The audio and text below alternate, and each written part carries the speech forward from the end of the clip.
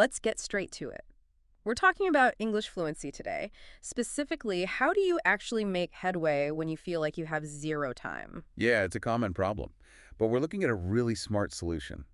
A short, focused, daily routine, something Yeah. that gives real progress without, you know, feeling overwhelming. Exactly. And our source is an everyday English podcast episode about a guy named Liam. Right. And what's great is this isn't just theory. Liam started with almost no English, like beginner level, And ended up working in an English-speaking company. all using this 15-minute daily method he developed. It's a real-world example. Precisely.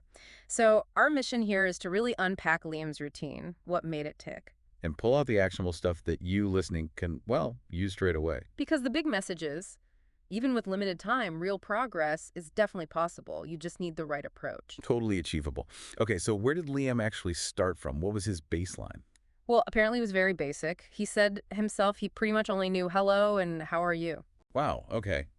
So really foundational. Yeah. And on top of that, he had the usual constraints, right? Busy life, work, study. Not a lot of free hours floating around. Exactly. And that's where he made this really key In decision. the 15 minutes. Just 15 minutes, but every single day. And the emphasis was all on consistency. Yeah, that consistency over perfection idea. It wasn't about nailing it every time. No, just showing up, doing something for those 15 minutes. That seems crucial. It really is.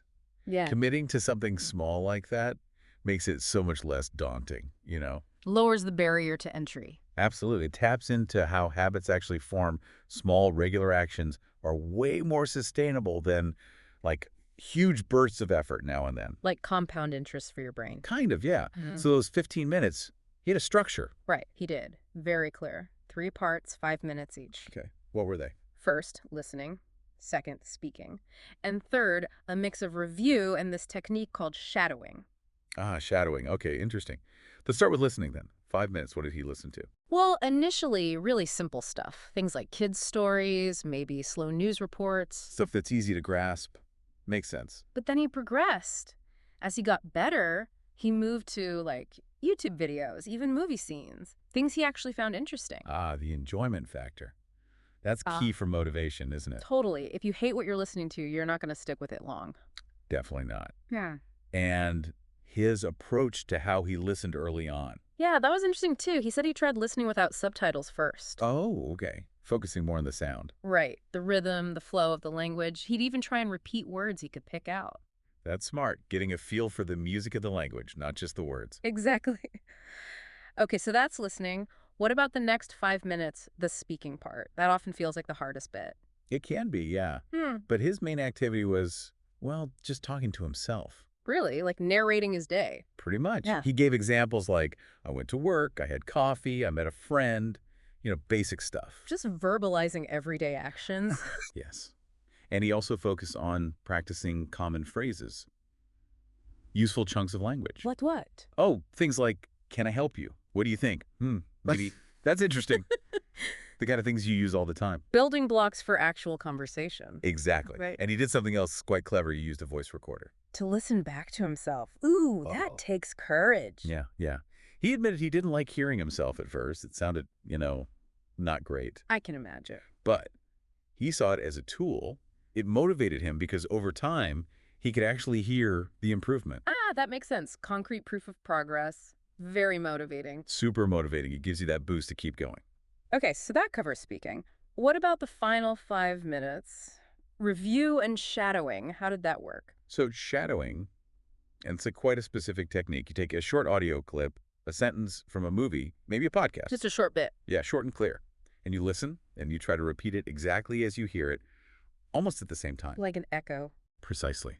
Mimicking the pronunciation, the rhythm, the intonation, everything. Not just the words, but the melody. Trying to sound just like the original speaker. Spot on. He also mentioned writing the sentence down and repeating it loads of times, really drilling it. Repetition for muscle memory, I guess. Exactly. It helps with pronunciation, rhythm, confidence. It kind of hits multiple things at once. Listening, speaking muscles, even grammar subconsciously. Wow. Okay, so in just 15 minutes, he managed to cover listening, speaking, pronunciation, rhythm. Pretty efficient, right? It touches all the key bases in a really compressed way. It really does. So what was the result? How did this add up over time? Well, the progress he described is pretty encouraging. He said he noticed a difference in just like 2 weeks. 2 weeks. What kind of difference? Being able to say more without having to translate everything in his head first, things started flowing a bit more. Okay, that's fast. Yeah. Then after about 3 months, he felt up to having small conversations. Proper interaction. Uh-huh. And then the big one, after about a year of doing this consistently, Yes. he felt fluent enough to handle his work meetings entirely in English. From hello and how are you to fluent work meetings in a year with 15 minutes a day. That's his story. It really shows the power of that consistent daily effort. And that consistency was the absolute linchpin, wasn't it? He stressed never skipping. Never, even when tired, even when busy. He always found those 15 minutes. Yet something is better than nothing approach. Absolutely critical. It stops you losing momentum. Those long breaks are killer for language learning. True. And I liked his point about reframing time. Oh, yeah. The wasted time idea. Yeah, like comparing 15 minutes to the time you might spend just scrolling on your phone. Right. We all have those little pockets of time. He just decided to redirect one of them. A conscious choice. Okay, before we wrap up, did he offer any, final key tips for people? He did, yeah. Pretty straightforward, actually. Go on. 1, start small, but never skip. Consistency is king. 2, speak every single day, even if it's just to yourself. Get those speaking muscles working. Makes sense. 3, make it fun. Choose listening stuff you actually like so you'll want to do it. Crucial for sticking with it. Anything else? Yeah, a bonus tip. Record yourself Ah, yes, the voice recorder again. to track progress, hear the improvement, and get that motivational kick. All really solid practical advice. It really just boils down to making it a small, consistent, enjoyable habit. Pretty much. So recapping that routine quickly. 5 minutes listening, 5 minutes speaking, 5 minutes review, and shadowing. Simple structure, powerful results, apparently. It seems so. Just shows you don't necessarily need hours and hours. Focused effort in short bursts can really move the needle. So the big takeaway here, drawing from Liam's experience, is definitely that consistency in small doses works. Yeah, focused short bursts of effort can lead to, well, pretty significant success in language learning. And his advice is so practical. It's not abstract theory. It's stuff you listening right now could literally start doing today. Exactly. Yeah. Especially if you're juggling lots of commitments. His story shows it's possible even then. Right. Which leads to maybe a final thought for everyone listening. Go for it. Think about those little 15-minute blocks in your day. The coffee break, the commute, waiting for something. Mm-hmm. Where does that time currently go? Exactly. And what might happen if you deliberately channeled just one of those blocks into something focused, like Liam did?